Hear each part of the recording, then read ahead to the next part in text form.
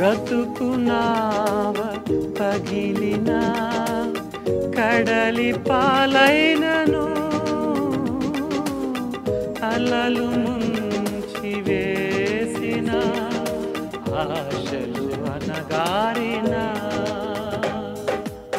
బ్రతుకు నావ పగిలిన కడలి పాలైనను అలలు ముంచి వేసిన ఆశలు అనగారిన నీ మాట చాలయ్యా, నీ చూపు చాలయ్యా, నీ తోడు చాలయ్యా, నీ నీడ చాలయ్యా. నీ మాట చాలయ్యా, నీ చూపు చాలయ్యా, నీ తోడు చాలయ్యా, నీ నీడ చాలయ్యా. నీ ఉంటే నాకు చాలు యేసయ్యా, నీ వెంటే నేనుంటానేసయ్యా. జకరియా గ్రంథం 8వ అధ్యాయం 13వ వచనంలో, ఏ జనుల మధ్యలో మీరు శాపగ్రస్తులని పిలువబడ్డారో అదే జనుల మధ్యలో నేను నిన్ను ఆశీర్వాదకరంగా చేస్తాను అని దేవుడు అన్నాడు. బైబిల్లో ఒక వ్యక్తి ఉన్నాడు, వేదనతో నేను ఇతని కంటిని అని ఎబ్బేజు అనే పేరు పెట్టింది తల్లి. ఒక దురదృష్టవంతుడిగా పిలువబడిన ఎబ్బేజు అదృష్టవంతుడయ్యాడు.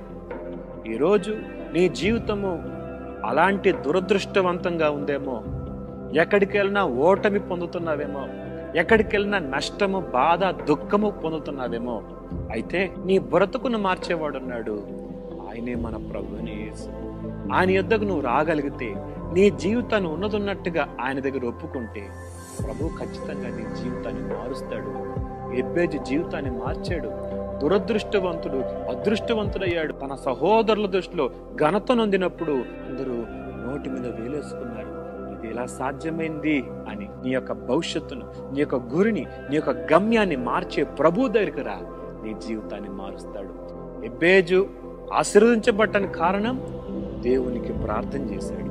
నీవు దేవుని ఎత్తుకు వస్తావా, నీ బ్రతుకుని ఆయనే మార్చగలడు, నీ జీవితాన్ని మధురంగా మార్చగలడు. యేసుక్రీస్తు సిలువలో శాపాన్ని అనుభవించిందెందుకో తెలుసా?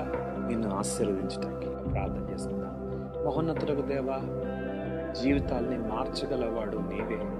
ఎంత ఘోర పాపినైనా, ఎంత శాపగ్రస్తమైన జీవితం కలిగి ఉన్నా నీ యొద్దకు వస్తే నువ్వు మార్చగలవని, నీవు మార్పు తీసుకురాగలవని తెలియజేసిన మాటలు బట్టి స్తుతులు చెల్లిస్తూ యేసు నామములో అడుగుతున్నాను తండ్రి.